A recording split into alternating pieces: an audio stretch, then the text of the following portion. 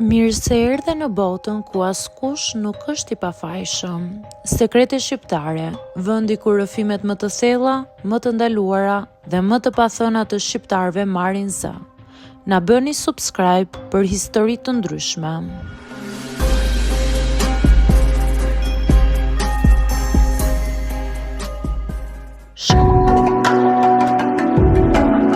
Shkoj me pronarin e shtëpisë që mos të paguaj qiran. Unë quhem Ambra, 26 vjeçe, dhe për një vit të tërë jetova në një apartament ku muret mbanin erën e lagështisë dhe frikës, jo erën e bojës së re. Aty mësova diçka që nuk do ta harroj kurrë. Varfëria është një kafshë që të kafshon në heshtje, edhe kur je më e zbuluar, dikush vjen dhe të kërkon të paguash borxhet me diçka shumë më të shtrenjtë se paraja. E fillova gjithçka me shpresë.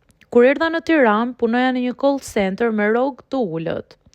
Qiraja ishte gjysma e pagesës, por mendoja se doja dilja. Në fillim gjithçka dukej normale. Pronari, Ariani, ishte i sjellshëm, i qeshur, fliste aq ëmbël sa dukej njëri i mirë. Dhe unë besova në buzëqeshjen e tij. Muaji i parë shkoi shumë mirë. Tek muaji i dytë filloi ferri. Në punë më ulën orët dhe më ulën rrjedhimisht parat. Mbeta prap me hallin e pagesës së qiras. Kur i thash Arianit, ai nuk u bezdis. Përkundrazi më tha: "Mos u shqetëso Ambra, do të gjejmë ndonjë mënyrë." Nuk ma vazhdoi më shumë, por mënyrën ma la që ta nënkuptoja.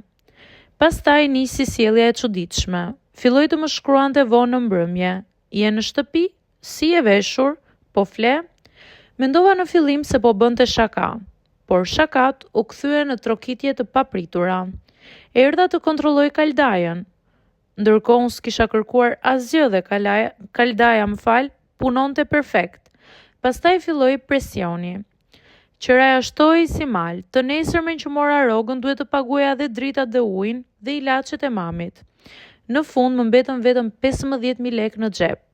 E dija që me 15.000 lekë nuk blija dot asnjë gjë. I shkruaj Arianit, do paguaj vetëm gjysmën këtë muaj. Ai mu përgjigj: "Nuk ka problem, por mendo dhe mënyrat e tjera sepse un kam qenë shumë i mirë me ty." Lexova mesazhin 10 herë, u bëra e ftohtë sigur, durova, por brenda meje diçka u thye. Natën më të keqe ai futi çelsin në derën time. Nuk e kisha ditur kurrë se sa zhurmë bën çelsi në derë derisa e dëgjova atë natë. Isha ulur në dysheme duke u munduar të llogarisja si do paguaja qiran.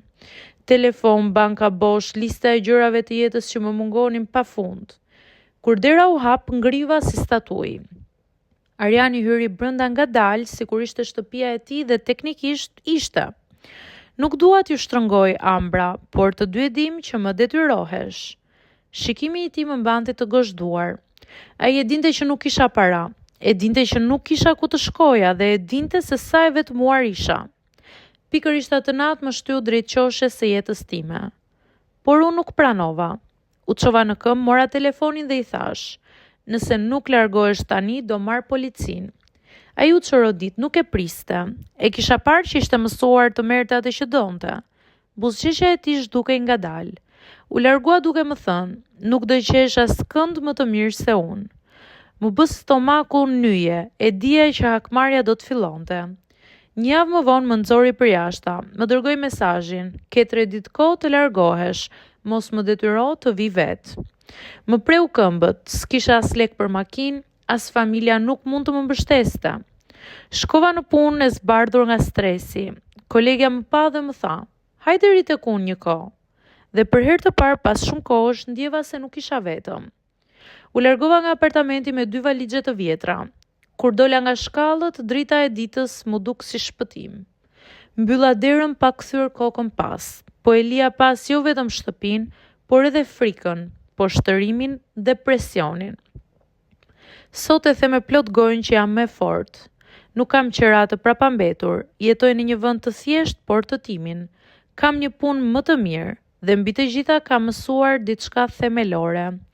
Kur je vulnerabël, disa njerëz vijnë për të të ndihmuar, të tjerë vijnë për të glabëruar. Unë sot dita dalloj këtë gjë, dhe kjo është pasuria ime më e madhe.